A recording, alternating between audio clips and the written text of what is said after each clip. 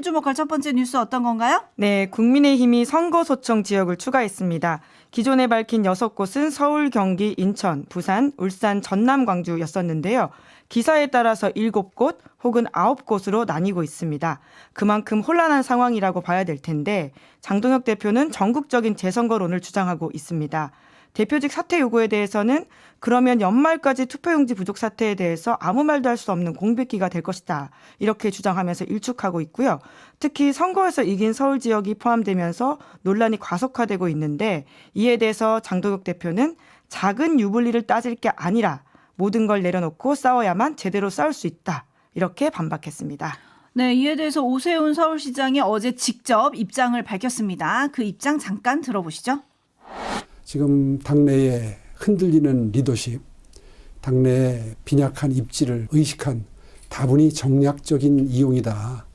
많은 분들이 그렇게 평가하고 있는 것으로 보입니다. 실제로 이 정도 중차대한 사안인 경우에는 의원총회를 거쳐서 총의를 모으는 게 선행이 돼야 될 사안인데 선행되지 않고 일방적으로 지도부에서 결정한 문제라든가 또 원내대표께서는 의견을 지금 좀 달리하고 계십니다. 네, 들으신 바와 같이 국민의힘 투톱, 그러니까 당대표와 원내대표의 의견이 다르다고 오세훈 시장이 말하고 있는데요. 정정식 원내대표는 전면 재선거 요구는 아니다. 이렇게 선을 긋고 있다고 합니다. 장 대표 의견에 대해서 화를 냈다라고 하는 보도가 나오고 있는 상황인데 이에 또 의원총회가 하루 앞당겨졌거든요. 원래라면 내일 열리는 본회의에서 앞서서 대안과 미래 요청으로 장 대표 거치 등을 논의하려고 했었었는데 이게 오늘 오후 2시에 열린다고 합니다. 이제 상황이 이렇다 보니까 보수 일각에서는 장동혁 대표가 오히려 오세훈 시장의 정치적 존재감을 더 키워준다 이런 평가가 나오고 있는데요. 여기서 바로 장동혁의 역설이 존재합니다. 장동혁의 역설이 존재한다. 장동혁의 역설 어떤 의미입니까? 네, 장동혁 대표가 움직이면 움직일수록 소위 말하는 보수 재건과 확장성을 강조하는 주자들이 성장할 수 있는 공간이 넓어진다라는 해석인데요. 실제로 지난 6.3 지방선거에서도 장동혁 대표가 가지 않은 곳에 분들이 당선됐다. 이런 것을 증거로 내세우고 있습니다. 장 대표가 당의 중심을 강성 지지층 쪽으로 끌고 갈수록 반대로 중도 확장과 현실 노선을 주장하는 사람들이 더욱 차별화될 수 있다. 이런 해석이 나오고 있는 건데요. 실제로 지난주 조선일보에는 밉상 장동혁이 보수 양날개 펼쳐준 공로 이런 제목의 칼럼이 실렸습니다. 센 제목이라고 할 수 있는데요. 네. 이 내용을 보면 오세훈 서울시장 5선 그리고 장동혁이 밀쳐낸 덕이고 한동훈은 장동혁 자객 꺾고 차기로 우뚝 섰다라고 하는 것인데 공공의 적이 보수 회생의 디딤돌이 됐다라는 표현까지 나오고 있습니다. 장동혁 대표가 극으로 가는 행보를 할수록 오히려 보수 재건에 미랄이 되고 있다 이런 뜻인 건데요. 또 이러한 구도에 대해서 가장 관심 있게 지켜보고 있을 또 다른 사람이 당 바깥에 있습니다. 당 바깥에 있다니까 알 것 같습니다. 한동훈 의원 말하는 건가요? 네, 어제 중앙일보 유튜브에 나가서 이렇게 말을 했는데요. 지금은 이제 저를 뭐 이렇게 반대하는 분들도 제가 보수의 대단히 중요한 전략 자산 내지는 무기다 이렇게들은 또 말씀하시던데요. 근데 그 무기를 왜 이렇게 아껴두죠? 정말 싸워야 할 시점이 왔는데 예, 한동훈 의원도 한동안 메시지를 자제하는 게 아니냐 이런 예측이 나왔었는데요. 다시금 여러 가지 이야기를 내놓고 있어서 이 타이밍도 눈여겨보게 됩니다. 아, 본인에게 타이밍이 왔다. 이렇게 생각하는 걸 수도 있겠네요. 네, 무기다, 스스로를 전략 자산이다 이렇게 말하고 있잖아요. 네, 물론 저를 이렇게 반대하는 분들도 제가 보수의 대단히 중요한 전략 자산이다라고 남이 한 말처럼 하기는 했습니다만 네, 뭐 아무튼 이런 평가를 본인 스스로 한 것 같고요. 어제 오세훈 시장과 한동훈 의원이 잠깐이지만 한 행사장에서 웃으면서 악수한 사진도 좀 크게 보도가 됐더라고요. 그래서 네, 이제 국민일보에서 만난 상황인데요. 2016 국민공공정책 포럼이라는 행사에서 오세훈 시장이 축하한다 이렇게 인사를 하는 모습이 포착되었습니다. 네, 김창면 님이 할 일이 산더미인데 지금 뭐 하는 건가요? 라고 조금 야당을 질타를 해주셨고요. 옥황상제 님은 카운터펀치네요. 장 대표 좀 아프겠어요? 라고 올려주셨는데 근데 여기서 하나 살펴야 할 게 있습니다. 김은지 기자가 처음에 얘기해 주셨죠. 국민의힘이 선거무효 소송을 제기하는 곳이 7곳인지 9곳인지 좀 혼란스럽다라고 얘기를 했는데 이게 오늘 소청을 제기하는 날 아닙니까? 오늘까지 해야 되는데 왜 이렇게 대상지가 다른 건가요? 네, 마지막 날까지 숫자가 계속 달라지고 있어서 여러 가지, 그러니까 국민의힘이 지금 이번 선거 소총을 대하는 자세가 보이는 게 아닌가 이런 생각이 드는데요. 처음에 언론에 알려졌을 때도 5곳이라고 하다가 6곳으로 정정한 바가 있고요. 또 심지어 오늘 아침 보도에는 9곳이라고 이야기하는 데가 있는데요. 대구와 경남을 포함하냐 마냐를 두고 여러 가지 경론이 있는 것으로 알고 있습니다. 굉장히 중요한 사안임에도 불구하고 오늘까지 숫자가 혼란스럽다는 그 자체가 지금의 상황을 보여주고 있는 것이죠. 네, 저희도 그래서 혼란스러워서 아까 방송에 들어오기 전에 대기실에서 국민의힘 출입기자한테 이것도 확인했잖아요. 7곳인지 9곳인지. 그러니까요. 그러니까 그 기자의 반응이 언제 9곳으로 늘었냐라는 것이었거든요. 밤사이에도 많은 일이 있지 않았나 싶고요. 그러니까 이렇게 중요한 사항에 대해서도 다 각각 보도가 나온다는 것 때문에 저도 오늘 아침에 한참 혼났습니다. 뭐가 팩트인지 체크하느라고요. 네, 7곳인지 9곳인지 이거를 알려면 이따가 소청장을 들고 가는 그 현장에서 확인을 해야 되는 건가? 라는 생각도 들긴 하네요. 역대급 혼란입니다. 네, 초신마음님, 책임론을 다른 곳으로 돌리는 전략, 요거 하나는 장동혁 대표가 뛰어난 것 같습니다. 라고 해주셨는데 장동혁 대표는 어제 어디 있었냐? 올림픽공원 시위 현장에 있었습니다. 관련한 얘기 좀 잠깐 해볼까요? 네, 그동안 시민의 한 사람으로서 까만 마스크와 까만 옷차림으로 서울 잠실의 개표소 봉쇄 시위에 참여했던 장동혁 대표가 어제는 마스크를 벗고 확성기를 들었습니다. 경찰과 대치 중인 시위대를 찾아서 국민의힘은 시민과 함께 이곳을 지키겠다. 무도한 강제 진입 시도는 끝까지 싸워서 막겠다. 이렇게 이야기를 했는데요. 어제 오전 9시부터 대한체육회 측에서 이 필요한 물품을 반출하기 위해서 시민과 함께 경기장 내부에 들어가는 방안을 제시했었습니다. 하지만 시위 참가자들이 결론을 내리지 못하면서 경찰과 대치를 이어갔는데요. 이후에 현장에 장동혁 대표를 비롯한 국민의힘 인사들이 도착했습니다. 장 대표와 박준태 비서실장 그리고 김민수 최고위원 등은 자리를 잡고 앉아서 농성을 이어갔고요. 박대출, 김미애, 김민전, 김장경, 김태규, 박충건, 서명옥 의원 등도 현장을 찾았습니다. 네, 장동혁 대표가 중재에 나서기도 했었잖아요. 네, 이제 시위대를 향해서 우리가 국가대표 선수의 대회 참여까지 막는다면 이곳을 지킬 명분을 잃게 된다. 이렇게 이야기했는데요. 그러자 시위대와 대한체육회 측에서는 논의를 좀 했고요. 체육단체 직원들과 국회의원이 함께 들어가서 물품을 가지고 나온다. 그리고는 소지품 검사를 받는다. 이런 조건으로 진입을 허용하기로 합의했다고 합니다. 그러나 막상 체육단체 직원들이 들어가려고 하니까 성조기를 몸에 두른 한 시위 참가자가 몸으로 막아서면서 진입을 저지했고요. 결국 합의가 무산됐습니다. 예. 처음에 합의됐던 내용을 말씀드렸고 여러분들 의견을 들어서 추가로 합의사항 다시 협의해서 최종적으로 여러분들 동의해서 결정했었습니다. 그런데 지금 한 분이 입구를 막고 계십니다. 그래서 저희들이 지금 들어갈 수 있는 상황은 아닙니다. 이 자리를 지키면서 저희들이 이루고자 하는 목표를 이루기 위해서 최대한의 방법을 찾으려고 노력했습니다. 그런데 저는 단 한 분이라도 저 문을 막고 계신다면 저는 오늘 강제로 이 일을 진행할 의사가 없습니다.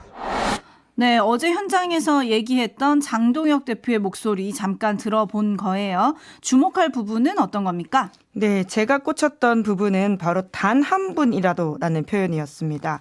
물론 민주주의는 때론 단 한 사람의 반대로 발전을 해온 바가 있는데요. 그래서 단 한 사람의 목소리도 존중해야 한다. 이 말 자체는 의미가 있죠. 하지만 민주주의는 소수 의견의 존중과 함께 합의된 절차를 실행하는 원칙 또한 굉장히 중요합니다. 장 대표가 직접 중재에 나섰고 대한체육회 측과 시위대가 일정한 합의에 도달했음에도 불구하고 그 단 한 사람의 반대가 합의를 실행하지 못했다라면 또 다른 민주주의적 과제가 남게 되는 게 아닌가 이런 생각을 하게 되었었는데요. 소수 의견을 존중하는 것과 그 단 한 사람에게 사실상의 전체의 거부권을 부여하는 방식을 같은 선상에 두고 볼 것인가 이런 생각을 하게 되었습니다. 네, 민주주의까지 생각을 하게 되는 상황인데요. 내란 척결님이 선수들만 피해를 보는 것 같아 안타깝습니다. 라고 해주셨는데 결국 펜싱 국가대표팀이 남의 칼을 빌려서 출국하는 이런 상황까지 지금 벌어졌습니다. 레드헤어님. 근데 올림픽 시위에 참가하는 저들, 체육단체 문을 막고 있는 저들은 무슨 권한으로 저러고 있는 건가요?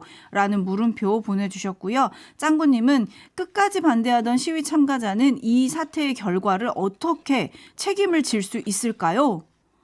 라는 의견 보내주셨는데요. 아마 누구보다 답답한 심정이 체육회 관계자들일 겁니다. 어제 현장에서도 시위대에게 문을 좀 열어달라 읍소하고 직접 나섰던 유승민 대한체육회장 잠시 후 3부에서 만나서 인터뷰 한번 해보도록 하겠습니다. 계속 시선 집중해 주시고요. 뉴스와 분석이 함께하는 JB타임즈 다음 주목할 뉴스는 어떤 건가요? 네, 여야가 6.3 지방선거 투표용지 부족 사태 관련해서 국정조사 계획서를 내일 18일 국회 본회의에서 처리하기로 합의했습니다. 국정조사 특별위원회 위원장은 국민의힘에서 맡기로 결정을 했고요. 국조특위위원은 민주당 9명, 국민의힘 7명, 비교섭단체 2명으로 구성한다고 합니다. 국정조사 기간은 45일로 필요하면 연장을 할 예정이고요. 조사 대상은 중앙선거관리위원회와 각급 지역 선관위라고 합니다. 어떤 부분을 집중적으로 봐야 할까요? 네, 중앙선관위가 6월 9일에 국회에 제출했던 투표용지 부족 관련 실태 및 대책 보고를 살펴보면 됩니다. 여기에 따르면 선관위가 자체적으로 진단했던 이번 사건의 원인이 나와 있는데요. 첫째, 인쇄 비율 부적정, 둘째, 상황 판단 부족, 셋째, 가이드라인 부재, 넷째, 위기 대응 체계 부재. 이렇게 4가지로 꼽힙니다. 그러니까 문제의 시작점은 중앙선관위원회가 탁상 행정에서 했다 이렇게 볼 수 있는데요. 선관위는 통상 본투표일인 투표용지를 선거인 수보다 적게 인쇄하고 있습니다. 선거에서 투표율이 100%가 나오기 어려울 뿐만 아니라 사전투표가 있기 때문인데요. 그래서 투표용지 인쇄 매수의 하한선을 중앙선거관리위원회 종합관리 지침 여기서 결정을 한다면서요. 네, 이번에 이거에 대해서 많이 아는 분들이 알게 되었다라는 걸 알게 되었는데 저도 그러니까 이 기준이 2009년만 하더라도 80%였었는데요. 2016년에 70%, 2021년에는 60%로 계속 낮아지다가 지난해인 2025년에는 최저점인 50%까지 떨어졌습니다. 한국행정연구원이 그 지난 2022년 12월 중앙선관위에 제출한 보고서가 있는데요. 왜 이렇게 자꾸 떨어졌는지를 설명해 주는 내용입니다. 용지 크기가 조금이라도 차이가 나거나 인쇄 오류로 잉크가 조금이라도 튀면 개표할 때 오류가 있을 수 있기 때문에 사람이 일일이 검수해야 되고 그래서 업무량이 는다 이런 논리가 있는 건데요. 이제 그래서 업무를 효율화하거나 인력을 충원하자 이런 게 아니라 인쇄 매수를 줄이자라고 하는 결론에 다다랐다라는 겁니다. 뿐만 아니라 선관위는 지난 6월 9일에는 이렇게 밝히기도 했었는데요. 선거일 투표율 대비해 과도한 양의 투표용지가 인쇄됐을 때 부정선거 의혹이 제기됐고 이에 대한 예방한 조치였다라고 이야기하고 있는데 이제 부정선거 의혹을 피하기 위해서 내린 결정이 결과적으로 부정선거 의혹까지 불지피고 있는 셈이라서 여러모로 좀 장탄식을 낳게 하는 상황입니다. 네, 뭐 예산 절감 차원에서 그랬다 뭐 이런 얘기도 어제 흘러나왔던 것 같은데 선관위가 이것뿐만 아니고 무풍지대에 있어가지고 총체적인 기강회의 이 문제도 지금 많이 집중적으로 제기가 되는 것 같아요. 네, 많은 분들이 소위 말한 몰디브 보고서에 대해서 아시게 된 것 같은데요. 최근에 5년간 선관위 직원들이 107회에 걸쳐서 461명이 국외 출장 다녀왔다. 이런 보도가 나오고 있습니다. 이 출장지 중에서는 대표적인 휴양지로 꼽히는 몰디브, 코타키나발루 이런 곳이 있는데요. 여기에 쓰인 국민 세금이 24억 원이 넘습니다. 특히 아까 제가 말씀드렸던 2023년 9월 선관위 직원이 냈던 몰디브 대선 출장 보고서에 따르면요. 현지의 선거운동 모습이라고 설명했지만 푸른 바다와 모래사장 사진이 있어서 논란이 되고 있습니다. 상황이 이렇다 보니까 국민의힘 미디어 특위는 어제 이제 고발할 방침이다 이렇게 밝혔는데요. 중앙선관위원회 해외 출장 및 연수 실태에 관련해서 선관위를 업무상 횡령 혐의로 고발하겠다 이렇게 밝혔고요. 선거 인수가 120명밖에 안 되는 코타키나발루에 선관위 공무원들이 3박 4일이나 머물렀다라면서 이 재외선거 점검이라는 업무 명목이긴 하지만 반나절 만에 끝났음에도 나머지 일정이 이제 공란으로 명시돼 있다라는 여러 가지 도덕적 해이 문제들을 지적했습니다. 네, 이걸 이렇게 세금을 아낀 거냐라는 좀 탄식적인 댓글이 올라오고 있는데요. 우티스 님이 선거관리위원회, 관리위원회를 따로 만들어야 합니까? 라는 촌철 보내주셨고요. 이인수 님은 국정조사 잘 될까요? 라는 물음 보내주셨네요. 네, 잘 되게 해야 될 텐데요. 이 45일 동안 진행되는 상황에 대해서는 이따 좀 더 말씀 여쭤보도록 하겠습니다. 네, 저희 3부에 제도개혁 TF 송기현 의원과의 인터뷰가 예정돼 있습니다. JB타임즈 다음 주목할 뉴스는 어떤 건가요? 네, 예상보다 뜨거운 월드컵 열기. 지난주 금요일 한국 체코전에 이어서 오는 금요일에도 한국 멕시코전이 있습니다. 그런데 이 월드컵 시청을 들고 일선 학교에서 갈등이 있다라고 해요. 어떤 내용이죠? 예, 지난 12일 경북 북부권의 한 고등학교에서 일부 교사들이 수업 시간 학생들과 함께 경기 중계를 시청했는데요. 그러자 학교 측에서 관련 교사 파악에 나서면서 논란이 일었습니다. 그러니까 해당 학교 학생이 성명문까지 냈는데요. 월드컵 경기 시청은 학업에 지친 학생들에게 평생 잊지 못할 추억을 선물하고 공동체 의식을 배우고 정서 유대를 쌓는 살아있는 교육이었다면서 교사 색출 시도 중단하라 이렇게 이야기했는데요. 이제 그러자 학교 쪽에서는 기말고사 앞둔 시점에 일부 학급은 정상 수업을 진행했고 이 소음에 따른 학습권 침해 우려가 있어서 사실관계를 확인한 것뿐이다. 학생이나 교사에게 불이익 줄 계획 없다 이렇게 밝혔다고 합니다. 네, 다솜님이 아유 월드컵 볼 수도 있죠.